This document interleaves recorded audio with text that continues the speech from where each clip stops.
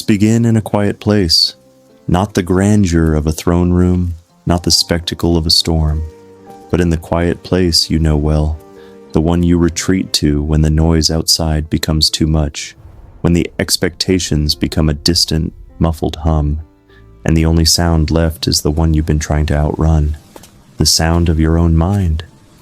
It's there, in that familiar, self-imposed silence, that we might begin to understand him, and, perhaps, something that has been waiting patiently in the corners of your own awareness, a shadow that has learned the shape of your solitude. You've watched his story unfold. You've seen the monstrous form, the raised hand, the elegant, cruel fracturing of bones. You've named it evil, horror, a force to be vanquished. And perhaps it is. But evil is a conclusion, a verdict read at the end of a long, winding trial of the soul. No one is born in a palace of vines and rot and shattered clock faces. They arrive there, step by deliberate step, along a path paved with sensations you might recognize, not in their monstrous extremity, but in their faint, everyday echo.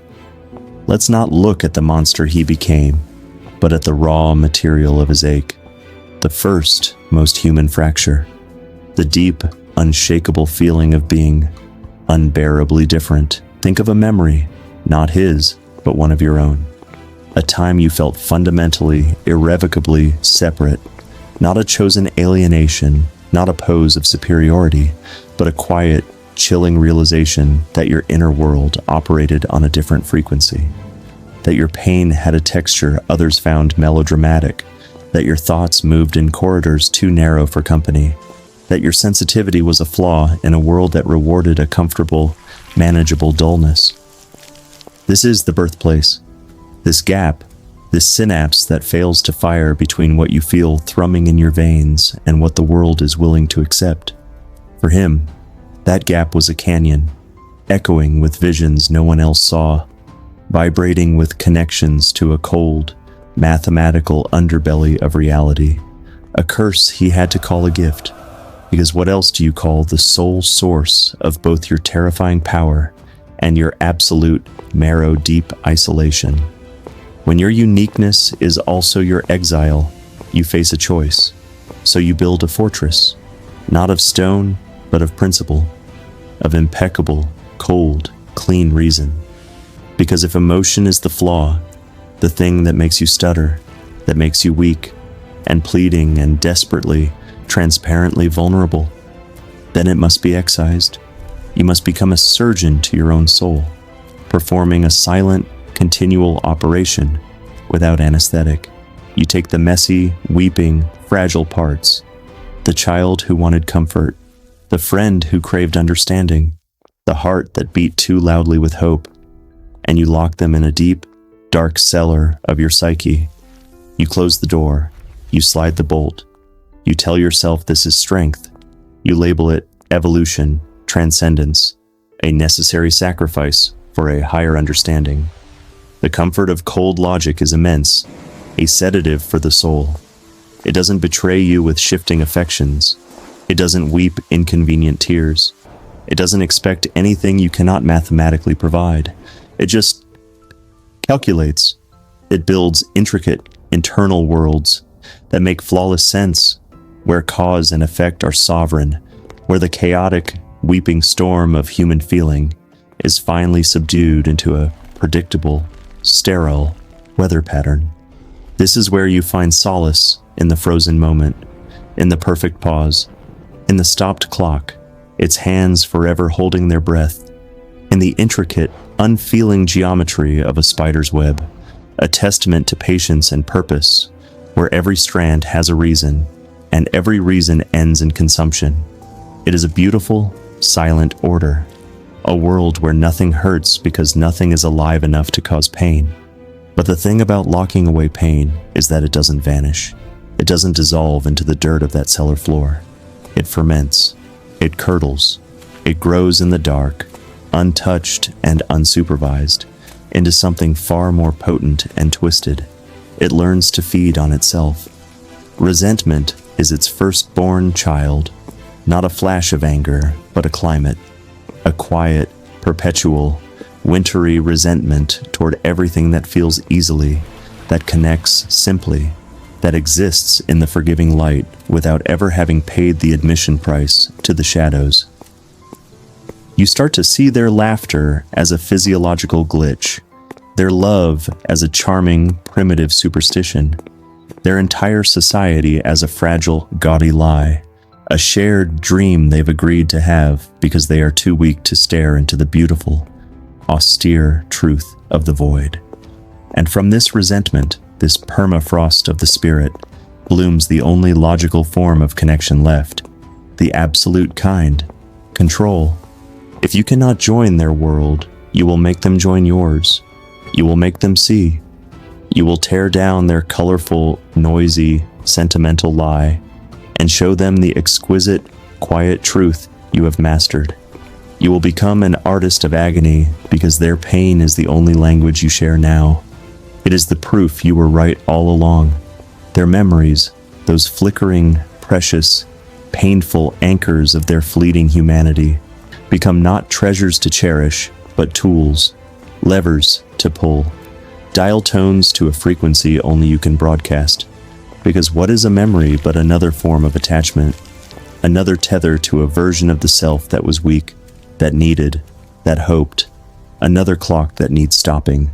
This is the pattern nobody names when they look at him from the outside. They see the grandeur of the cruelty, the scale of the ambition. They miss the profound, exhausted giving up that preceded it all. The final, tragic surrender that whispers in a voice that is almost relief. If I cannot be healed, I will cease to want healing. If I cannot be understood, I will make understanding irrelevant. If I cannot have communion, I will enforce convergence. I will replace the unpredictable, wavering warmth of a shared sun with the predictable, sterile chill of a personal cosmos. My loneliness will no longer be a wound I carry. It will be the gravity well I create. My silence will become the only song. And here is where the reflection warps, where the glass becomes a mirror in a dim room, where the story on the screen stops being a spectacle and starts to breathe in time with something in your own chest. You don't crave conquest. You wouldn't snap bones. You are not a villain in a story.